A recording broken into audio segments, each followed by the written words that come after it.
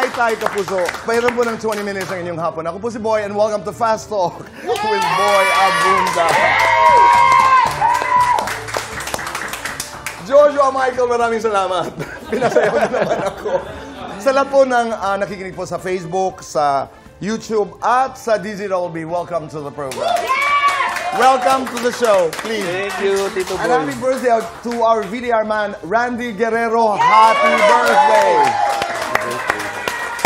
Ang dami niyong pinasikat na sayaw nung 90s at isa ang Macarena. What is the story about Macarena? Nung narinig niyo ba yung Macarena the first time, did you like it? No. Una naming narinig talagang it's a no-no. Bakit? Kasi para sa amin, it's very soft. Yung music niya mabagal. And you were coming from dances na ano yung mga movement? Oo, yung mga Come on, Ride a Train. Tsaka, before kasi ang tawag talaga sa maneuvers, tawag sa amin macho dancers eh. Because of our Macho steps. ba yung mga ganun? Because of our steps. Hindi yung mga ganun. Hindi. Kasi yung sayo namin more on parang lalaki. Mati puno.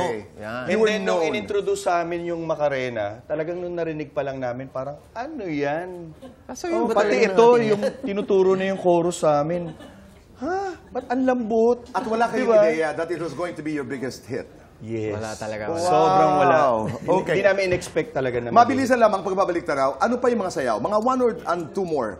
Sabi ko, Shoot Shoot Train. Meron kami yung, Pero hindi pala yun ang title ng kanta. Yes. It's supposed Come to on, be ride the train. Come on, Ride the Train. Ride a Train. Come on, ride a train. How did it go? Come on, Ride a Train. Yun. Hindi, mas alam, ito lang, ito. Pinaka-basic. Single, double. Single, double. Kaya ko yan. Single, double. What about, Sweet Soul Review? Isa pa yun. Yung Japanese song. How did it go? Yun ang sineyaw namin na hindi namin naintindihan ang lyrics. Basta sayaw lang ng sayaw. Sineyaw lang namin. Paano You yun? just jump and then... Ayan na. Hola, review. Jump. Hola. Gusto ko lang ganon. Ganda. Maraming salamat. Thank you, Tito Boy. Michael, so, did you always want to be dancers? Ako, late bloomer din ako Tito Boy. So, parang wala pa sa akin. Although my parents were dancers. Latin dancers. Alam mo ngayon ko lang nalaman that your parents danced for Penthouse Live nung panahon nila Archie Lacson dito sa GMA7. GMA EDSA. I remember, ang liit ko pa nung dinadala ako ng mami ko. Na eventually ay napalitan ng kina Martin na Penthouse Live kung saan I was already handling Martin and Pops as their publicist hanggang naging RSVP hanggang naging my show and Tell. Ngayon ko lang nalaman yun. Ako din oo. Ikaw naman, Mike. Matagal na natin magkakilala. I have family friends who know your dad. Who used to be a president of a shipping company. Kung hindi ako nagkakamali. Ano ang reaksyon ng tatay nung una kang nagsabing papasukin mong showbiz? Nako, Tito Boy. Alam nila Joshua yun. Nung nalaman nila na magiging member kami ng Maneuvers, ayaw ng dad ko talaga. Strict ang dad ko. Sobra. Even nung naging artista ako, nung naging part na ako ng TGIS, ayaw niya talaga. Hindi kita pinag-aral sa ganitong eskwelahan. Parang pelikula, di ba? Okay. Para lang maging dancer. Or ano. Ano yung pivot? Saan nagbago ang kanyang isipan?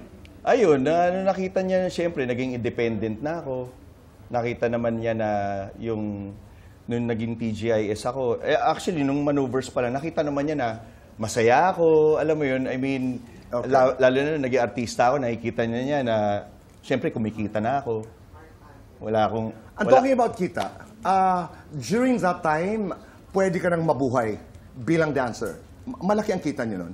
Ako, masasabi ko siguro na hindi naman siya ganun kalaki. Pero during our time, hindi namin talaga tinitignan yung pera. I mean, kasi bata mas tinitignan namin yung number of shows na gagawin namin. But you guys were not conscious about saving money, magtatabi ako, wala pa yun Tito Boy, that time kasi we were so young. Kumbaga talagang nasa isip lang namin, bumili ng sapatos. Nung artista ako, kotse, alam mo yung palit ng mag, sound system. Okay. But you guys were being managed by one of the best management houses in the country. Sila Angeli, ang Genesis, right? Maneuvers was represented by Genesis. At ibang palakad, did you have rules? Bawal magpuyat, bawal makita kung tsaka saan-saan. yung May image, mga bawal. yung image. The image was Yeah, very we really important. have to take care of our image, yung reputation and everything.